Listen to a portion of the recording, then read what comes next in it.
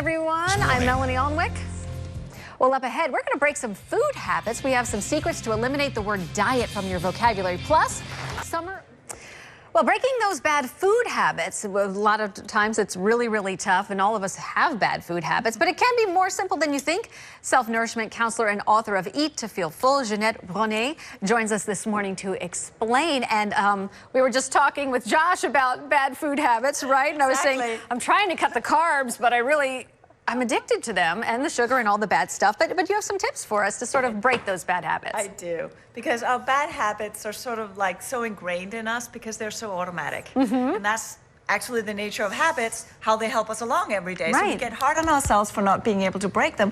But we need that mindfulness that says, wait a minute, what is it really that I want, right? But it's not that sort of like, you know, a lot of times we've talked emotional eating. What do you really want? It's really understanding that the body craves sugar, fat, and salt.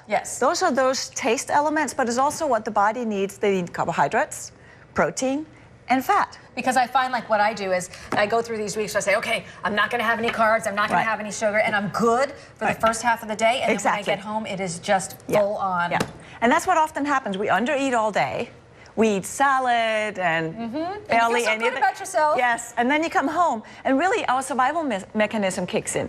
Because we're supposed to be able to starve ourselves all day, but then we're also binge at night. Great. And then people get stuck, right? We do. So what are some ways that we can break those habits and build new habits? Well, one of them, as I said before, is to understand that what we crave is, for example, fat, right? So we go for fried foods. It doesn't have to be. Okay. So we might have a story that says, oh, the chicken wings and when I was there. So we have a memory with it, and that triggers us. Right. Right? But if we get a little more mindful, and the body says, well, I need fat, you can go for a nice guacamole and some good chips because there's the salt.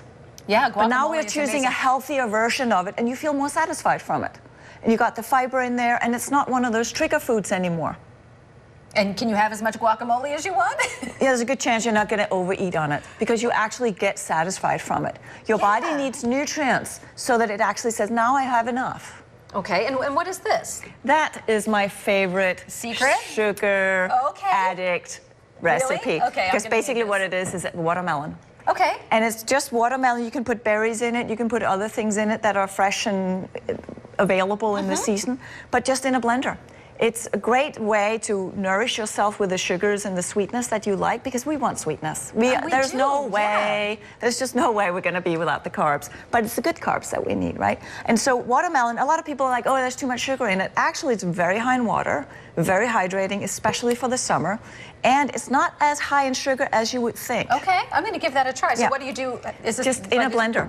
Just watermelon in a blender, and then whatever else? You can put berries in it if you have berries. And it looks like, do you puree it, or do you try to leave it a little chunky? I leave it a little chunky, and I like to have these jars with me, or whatever you have. Keep it cold, bring it along, sip it. It's a great snack in the afternoon instead of hitting the cookie jar. Okay, and I also see oatmeal here. Another thing that I think, oh, I shouldn't have oatmeal. That's too many carbohydrates. It's a good complex carb, and one of the things I love about it is, again, you can bring it along. You can soak it overnight and bring it along in the morning, and that way you have an easy thing to bring to the office.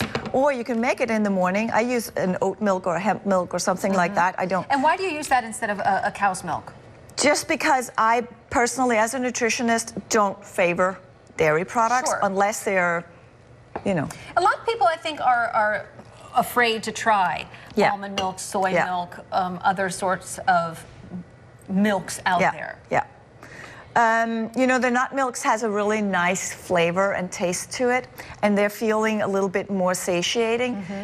Dairy can be a trigger food, but also a lot of people are lactose intolerant, can give you migraines. And there are some things with dairy that can be an issue, and then it is, we have issues with some of the dairy products. How long do you have to soak this for? You could actually eat it sort of like more or less right away.